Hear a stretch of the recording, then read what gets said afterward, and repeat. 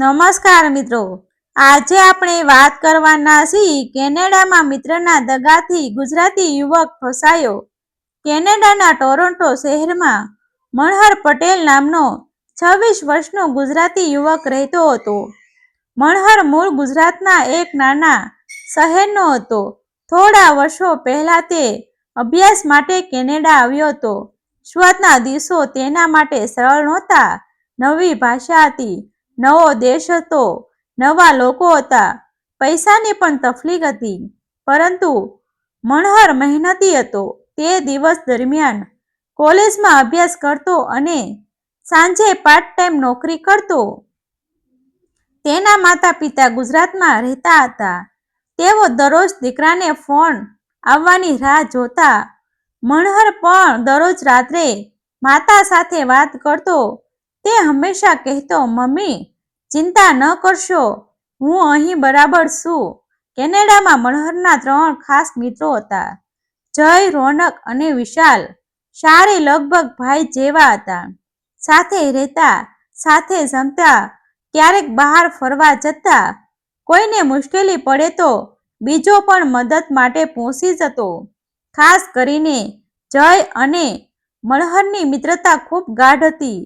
બંને ભવિષ્યમાં સાથે નાનો વ્યવસાય શરૂ કરવાનું સપનું જોતા હતા. પરંતુ છેલ્લા કેટલાક અઠવાડિયાથી મનહરના વર્તનમાં થોડો ફેરફાર આવ્યો હતો. તે પહેલા જેવો ખુલ્લો વાત કરતો નહોતો. ફોન આવે ત્યારે ઘણીવાર રૂમની બહાર જતો. કોઈ પૂછે તો વાત ટાળી દેતો. એક દિવસ રોનકે મજાકમાં પૂછ્યું, મનહર, કોઈ પ્રેમનો મામલો છે કે શું? મનહર હસ્યો પણ કંઈ બોલ્યો નહીં. પછી તેણે માત્ર એટલું જ કહ્યું, થોડા દિવસમાં બધું કહીશ. મિત્રએ વાતને ગંભીરતાથી લીધી નહીં. પરંતુ મનહરના મનમાં કંઈક ચાલી રહ્યું હતું. તે છેલ્લા થોડા દિવસથી પોતાના કામ સાથે જોડાયેલા કેટલાક હિસાબ તપાસી રહ્યો હતો. તેણે કેટલીક રકમના હિસાબમાં ગડબડ જણાવી હતી. તે વાત તેણે કોઈને કહી નહોતી. તેને પહેલા ખાતરી કરવી હતી. તે જાણતો હતો કે જો તેની શંકા સાચી હશે તો મામલો મોટો બની શકે છે. બીજી તરફ જયનો જન્મદિવસ નજીક આવી રહ્યો હતો. સારી મિત્રએ નક્કી કર્યું કે આ વખતે જન્મદિવસ સારી રીતે ઉજવવો. જયે શહેરના એક જાણીતા રેસ્ટોરન્ટમાં ટેબલ બુક કરાવ્યું.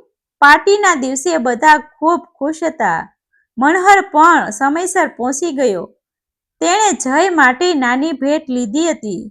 જયે તેને જોઈને ગળે લગાવી લીધો. તેણે કહ્યું, ભાઈ, તું આવ્યો એ જ મારી સૌથી મોટી ભેટ છે. મનહર હસ્યો. થોડીવાર માટે તેની ચિંતા દૂર થઈ ગઈ હોય એવું લાગ્યું. કેક આવ્યો. બધા મિત્રો ભેગા થયા. જયે કેક કાપ્યો. બધાએ તાળીઓ પાડી. કોઈ મોબાઈલની ફોટા પાડતું હતું, કોઈ વિડીયો બનાવતું હતું. રેસ્ટોરન્ટમાં સંગીત ચાલી રહ્યું હતું. વાતાવરણ ખુશનુમા હતું. પરંતુ આ ખુશી વધારે સમય ટકી નહીં. પાર્ટી દરમિયાન મનહરનો ફોન વારંવાર વાગવા લાગ્યો. પહેલીવાર તેને ફોન જોયો અને કાપી નાખ્યો. થોડી વાર પછી ફરી ફોન આવ્યો. આ વખતે મનહર તરત ઊભો થઈ ગયો અને બહાર ચાલ્યો ગયો. જયે દૂરથી તેને જોયો. મનહર લગભગ 5 મિનિટ સુધી ફોન પર વાત કરતો રહ્યો. પાછો આવ્યો ત્યારે તેના ચહેરા પર ચિંતા સ્પષ્ટ દેખાતી હતી. જયે પૂછ્યું, શું થયું? મનહરે કહ્યું, કંઈ નથી. જયે ફરી પૂછ્યું, તું મને કંઈ છુપાવી રહ્યો છે? મનહર થોડીવાર ચૂપ રહ્યો. પછી ધીમેથી બોલ્યો, આજે રાત્રે તારી સાથે એક જરૂરી વાત કરવી છે. જયે કહ્યું, હમણાં જ કહી દે. મનહરે માથું હલાવ્યું. અહીં નહીં, પાર્ટી પૂરી થાય પછી વાત કરીશ. જયે કંઈ સમજાવ્યું નહીં. પાર્ટી આગળ ચાલી. થોડા સમય પછી મનહર ફરી પોતાના ફોનમાં કંઈક જોવા લાગ્યો. તેણે એક મેસેજ વાંચ્યો અને તરત ફોન ખિસ્સામાં મૂકી દીધો. રોનકે મજાક કરી, આજે તો મનહર ખૂબ જ રહસ્યમય બની ગયો છે. બધા હસ્યા, મનહર પણ હસ્યો, પરંતુ તેની આંખોમાં ચિંતા હતી. રાત્રે લગભગ 10 વાગ્યે પાર્ટી પૂરી થઈ. બધા રેસ્ટોરન્ટની બહાર આવ્યા. ઠંડી હવા ચાલી રહી હતી. મનહરે પોતાના મિત્રો તરફ જોયું. તેણે કહ્યું, તમે લોકો ઘરે જાઓ. મારે થોડું કામ છે. જયે તરત કહ્યું, હું પણ તારી સાથે આવું. મનહરે કહ્યું, ના, તું ઘરે જા. હું થોડા સમયમાં પાછો આવી જઈશ. જયે ફરી પૂછ્યું, ક્યાં જાય છે? મનહરે માત્ર એટલું જ કહ્યું, એક વ્યક્તિને મળવાનું છે. આટલું કહી તે પોતાની કાર તરફ ચાલ્યો ગયો. જય તેની પાછળ જોતો રહ્યો. મનહરે કાર સ્ટાર્ટ કરી અને ત્યાંથી નીકળી ગયો. કોઈને ખબર નહોતી કે આ તેની છેલ્લી દેખાતી ક્ષણ હતી. બીજા દિવસે સવારે મનહર કામ પર ગયો નહીં. શરૂઆતમાં તેના રૂમમેટને લાગ્યું કે કદાચ તેની તબિયત ખરાબ હશે. તેણે ફોન કર્યો. ફોન બંધ હતો. મેસેજ કર્યો, જવાબ ન મળ્યો. બપોર સુધી રાહ જોયા પછી તેણે જયને ફોન કર્યો. જય પણ ચિંતિત થયો. તેણે કહ્યું, ગઈકાલે રાત્રે તે કોઈને મળવા ગયો હતો. મિત્રો મનહરના રૂમમાં પહોંચ્યા. તેનો પાસપોર્ટ ત્યાં જ હતો. કપડાં ત્યાં જ હતા. વોલેટ પણ રૂમમાં જ હતો. તેની રોજની વસ્તુઓમાંથી કંઈ ખાસ સાથે લઈ ગયો નહોતો. આ વાતથી મિત્રો વધુ ગભરાઈ ગયા. તો મનહર પોતાની મરજીથી ક્યાંય ગયો હોય તો પાસપોર્ટ અને વોલેટ કેમ છોડે? જયે પોલીસને જાણ કરી. થોડા સમય પછી પોલીસ આવી. પોલીસે મનહરના રૂમની તપાસ કરી.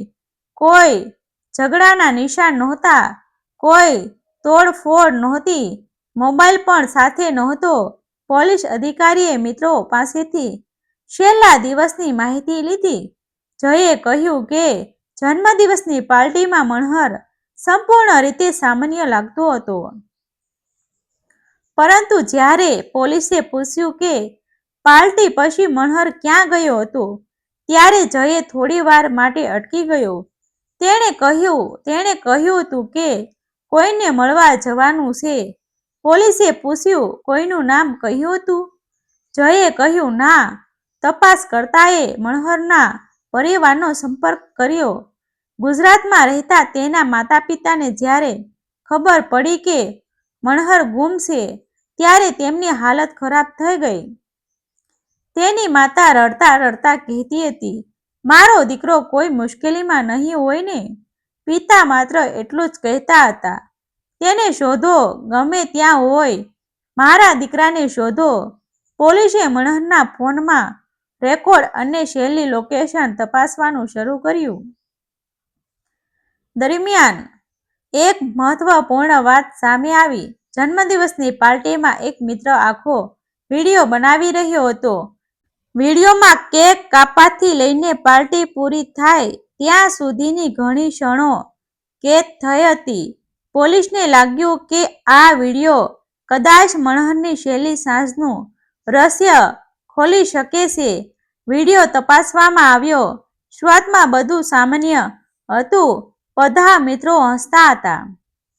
મનહર કેક ખાતો હતો. પછી એક ક્ષણે મનહરનો ચહેરો અચાનક ગંભીર થઈ ગયો. તેણે રેસ્ટોરન્ટના પ્રવેશ દ્વાર તરફ જોયું.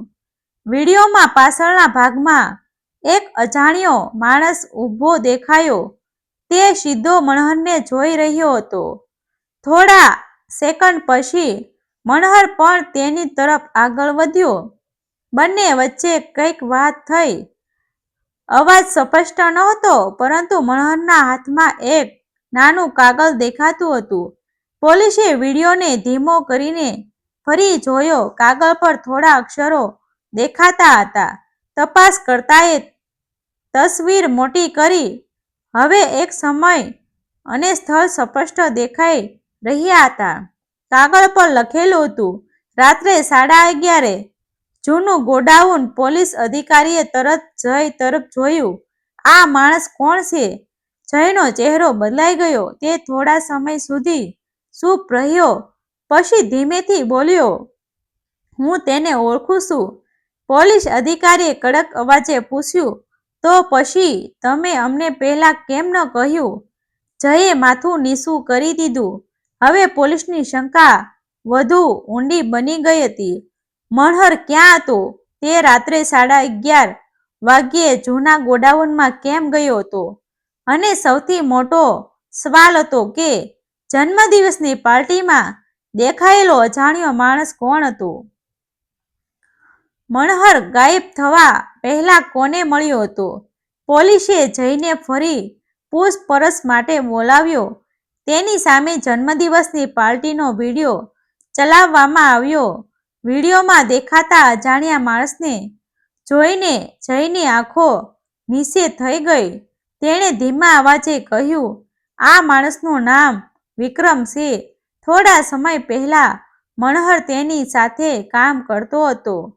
પોલીસ અધિકારીએ પૂછ્યું, તો પછી તમે તેનું નામ પહેલા કેમ ન કહ્યું? જય ચૂપ રહ્યો. પછી થોડા સમય પછી તેણે કહ્યું, મને ડર હતો કે વાત વધુ મોટી બની જશે. ત્યાર પછી તેણે એક મહત્વની વાત કહી. મનહરને થોડા દિવસ પહેલા પોતાના કામના હિસાબમાં મોટી ગેરરીતિ મળી હતી. કેટલાક પૈસા એવા ખાતામાં જતા હતા જેના વિશે તેને કોઈ જાણ નહોતી. મનહરને શંકા હતી કે કોઈ વ્યક્તિ કંપનીના પૈસામાં ગડબડ કરી રહ્યું છે. તેણે આ વાત જયને જણાવી હતી. જયે તેણે કહ્યું હતું કે પહેલા પુરાવો એકઠો કરવો, પરંતુ મનહરે કોઈ જાણ કર્યા વગર પોતાની રીતે તપાસ શરૂ કરી હતી. પાર્ટીની રાત્રે વિક્રમ તેને મળવા આવ્યો હતો. વિક્રમે મનહરને જૂના ગોડાઉનમાં આવવા કહ્યું હતું. મનહર પાસે કેટલાક દસ્તાવેજો હતા. તે દસ્તાવેજોમાં પૈસાની ગેરરીતિનો પુરાવો હતો. પોલીસ તરફ જૂના ગોડાઉન તરફ ગયા. ગોડાઉન શહેરની થોડું દૂર હતું. અંદર અંધારું હતું. તપાસ દરમિયાન પોલીસને જમીન પર મનહરની ઘડિયાળ મળી. નજીકમાં તેનો જેકેટ પણ પહેરેલું હતું. ત્યારથી એક કાગળનો ટુકડો પણ મળ્યો. પોલીસને લાગ્યું કે અહીં મનહર અને કોઈ વ્યક્તિ વચ્ચે ઝઘડો થયો હતો. પરંતુ ગોડાઉનની બહાર લાગેલા કેમેરાની તપાસ કરતા એક મોટો વળાંક આવ્યો. કેમેરામાં મનહર રાત્રે ગોડાઉનમાંથી બહાર નીકળતો દેખાયો. તે જીવતો હતો. તેના થોડા સમય પછી એક કાર ત્યાંથી નીકળી હતી. કાર જયની હતી. હવે પોલીસને જય પર વધુ શંકા. જયે સ્વીકાર્યું કે તે ગોડાઉન પાસે ગયો હતો, પરંતુ તેણે કહ્યું, હું મનહરને નુકસાન કરવા ગયો નહોતો. મને ડર હતો કે વિક્રમ તેની સાથે કંઈક કરશે. હું પાછળથી ત્યાં પહોંચ્યો હતો. તેણે વધુમાં જણાવ્યું કે મનહર ત્યાંથી પોતાની રીતે નીકળી ગયો હતો. ત્યાર પછી તેનો કોઈ સંપર્ક થયો નહોતો. પોલીસે મનહરના બેંક ખાતા અને ઈમેલની તપાસ કરી. તેમાં એક મહત્વપૂર્ણ પુરાવો મળ્યો. મનહરે ગાયબ થવાના થોડા સમય પહેલા એક ઈમેલ એક વિશ્વાસુ વ્યક્તિને મોકલ્યો હતો. તેમાં લખ્યું હતું, જો મારી સાથે કંઈ થાય તો આ માહિતી પોલીસ સુધી પહોંચાડજો.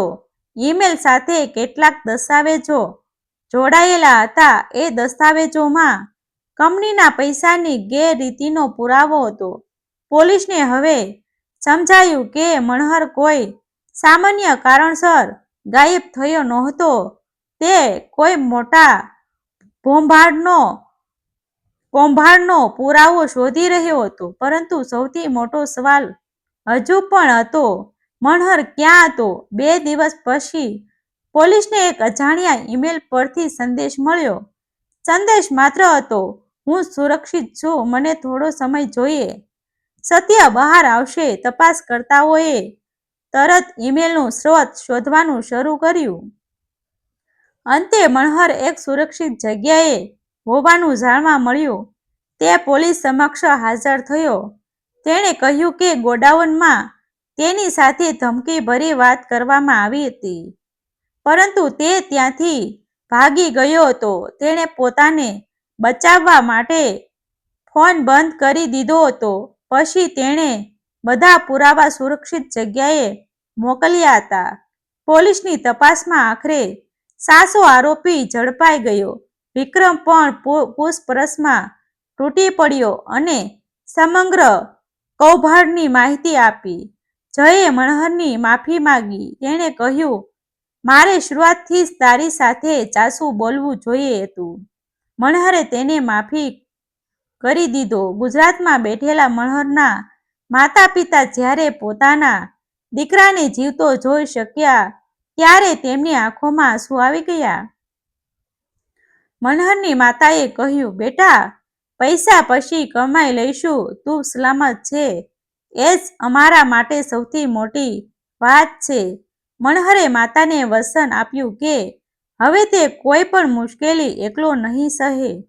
આ ઘટનાએ તેને એક મોટો પાઠ શીખવ્યો હતો. વિદેશમાં મિત્રના ખૂબ કિંમતી છે, પરંતુ કોઈના પર આંખ બંધ કરીને વિશ્વાસ કરવો યોગ્ય નથી. મનહર ફરી પોતાના જીવનમાં આગળ વધ્યો, પરંતુ જન્મદિવસની એ પાર્ટી અને વિડીયોમાં દેખાયેલો નાનો સંદેશ તેને ક્યારેક ભૂલાયો નહીં. એક નાનકડા વિડીયોએ આખું રહસ્ય ખોલ્યું અને એક પરિવારને પોતાના દીકરા સુધી પાછો પહોંચાડ્યો. ડિસ્ક્લેમર: આ વાર્તા સંપૂર્ણ સત્ય ઘટનાઓથી પ્રેરિત કાલ્પનિક રચના છે. વાર્તામાં દર્શાવેલા પાત્રો, નામો, સ્થળો અને ઘટનાઓ કાલ્પનિક છે. આભાર મિત્રો. ગમે તો શેર કરી દેજો, સબસ્ક્રાઇબ કરી દેજો.